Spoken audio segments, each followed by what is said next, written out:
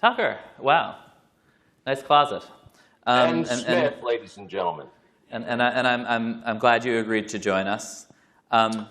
Someone just texted me and said you were pretty tough with Taylor Lorenz, which I was heartened to hear, but it's easy to hurt her feelings. So I hope you'll check your privilege. I'm just hoping you'll let me ask questions and not steamroll me, because you're a professional and I'm not. Well, you're the tough one, Ben. But I have been watching your show a lot, and you spend a lot of time laughing about labels that are thrown at you.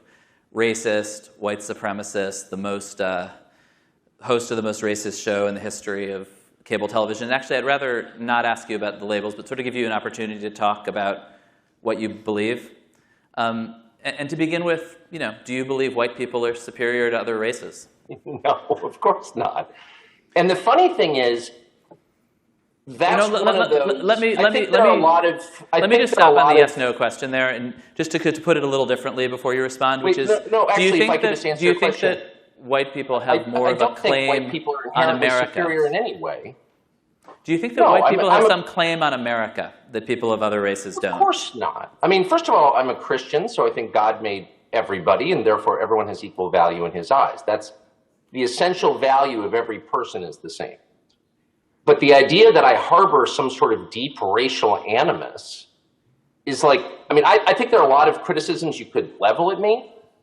I think sometimes I overstate the case, I get pissed, I can be very nasty. You've been on the receiving end of that. I know you can vouch for that. But the idea that if you were to look at my texts or listen to my personal conversations or read my mind, you would find no instance where I'm mad at black people. 100% of the people that I'm mad at are well-educated white liberals. In my mind, the sort of archetype of the person I don't like is like a 38-year-old female white lawyer with a barren personal life. That's who yells at me on airplanes. And so I always think of people like, you're racist. Okay, let me Actually, I'm not mad at black people. Like, what are you talking about? Let me show you, I think, why people react this way. I think we have a clip I just wanted to show you. Sydney, can you play that? In political terms, this policy is called the Great Replacement, the replacement of legacy Americans with more obedient people from faraway countries.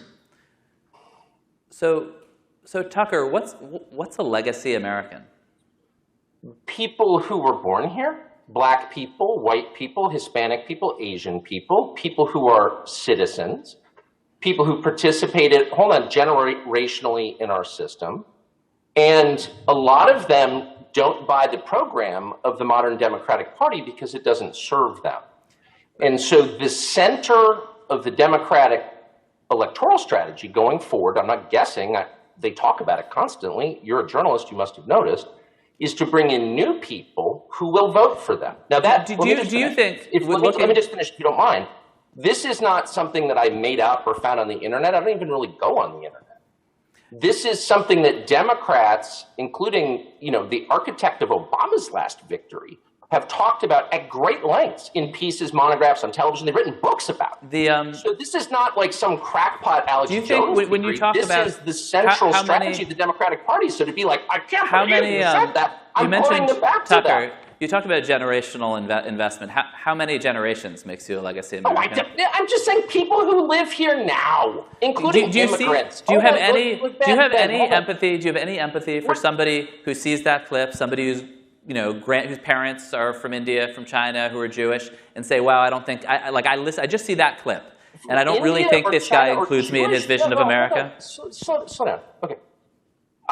No, I don't have any, as you said, empathy for people. Do you understand why they might think that? Please let me, if you don't mind, if I could finish.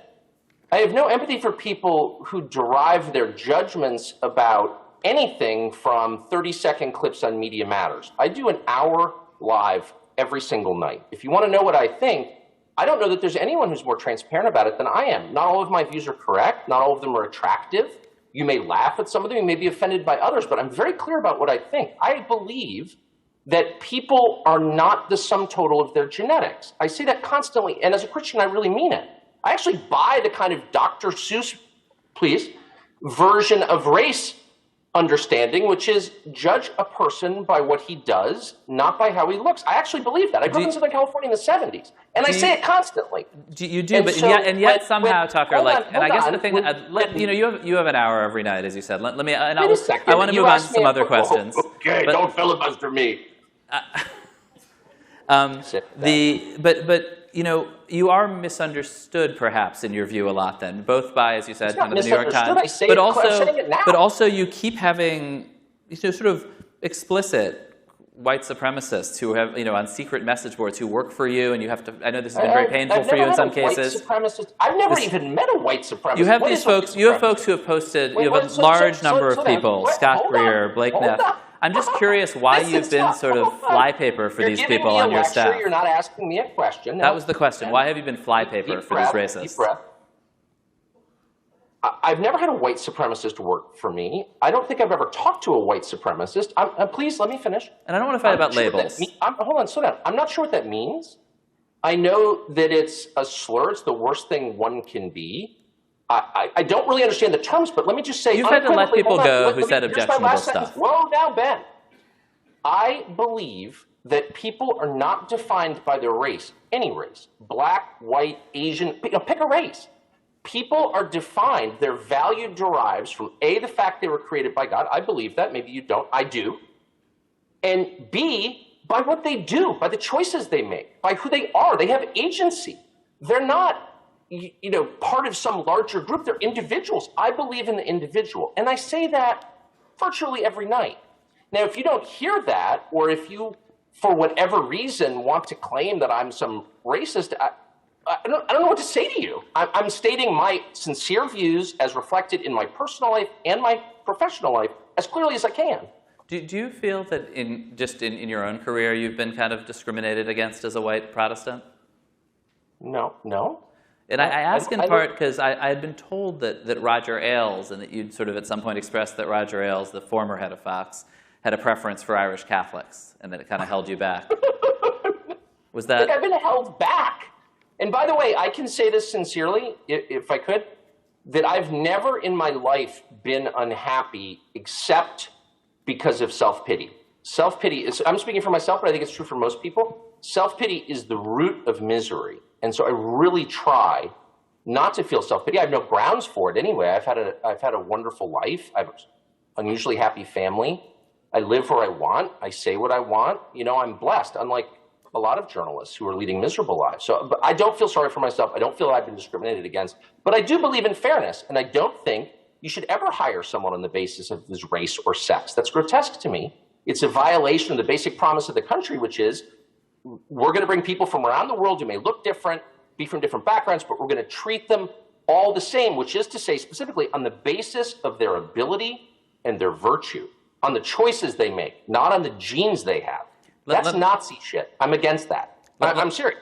Let me ask you about a different subject, which is January 6th. And I think... Well, no, I kind of like this stuff. You're not responding to me. No, I'm not responding to you. I'm interviewing you. Does that sound racist to you? You've just suggested I'm a white supremacist. I found that clip disturbing. I think the language of replacement theory, which you've popularized, the language of replacement theory is like specifically the language used by neo-Nazis to recruit people to their cause. It has been, obviously, I'm not suggesting some straight line between words and actions, but it is the phrase that has been used by mass shooters. I wonder if you don't have any compunction or regret about popularizing that? This is why you are considered correctly a propagandist and not a journalist. Because I just explained in detail, with total sincerity, what I believe. You ignored it and invoked mass shooters. So that's not what you just did. I asked you how you felt about it. I actually do want to ask you about something. I'd like to ask about something that actually I think we probably have more common ground on. How ridiculous you are, and I think it's evident to any fair person watching. I guess I'm trying to give you an opportunity to respond to things that have been said and written about you. But let's move to something that I'm really not looking to have a Does this sound like a racist ideology? And you're like, I'm disturbed by the Media Matters clip for 8 seconds. Like, are you being serious?